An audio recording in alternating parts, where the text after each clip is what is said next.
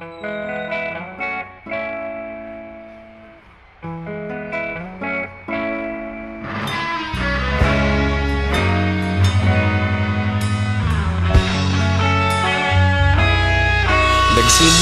ang lahat sa eskwela, nagsama-samang 12 sa kalokohan at sa tuksuhan, hindi maawat sa isa't isa.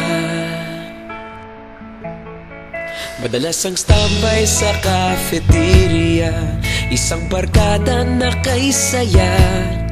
Laging may hawak-hawak na gitara, konting udyok lamang kakanta na.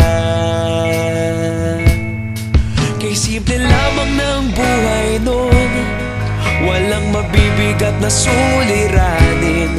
Problema lamang laging kulang ang datong. Sana napunta ang panahon? Sana nga ba? Sana nga ba? Sana napunta ang panahon? Sana nga ba? Sana nga ba? Sana napunta ang panahon? Sa unang ligaw kayo'y magkasama, magkasabwat sa pambobola. Walang sikreto kayong tinatago, okay sarap ng samahang barkada.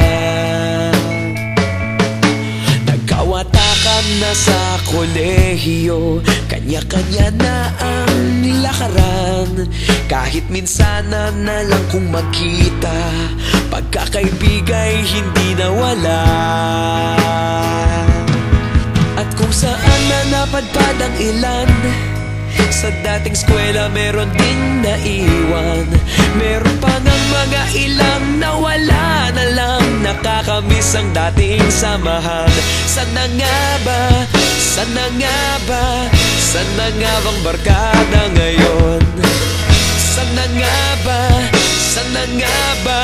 Sana nga bang barkada ngayon?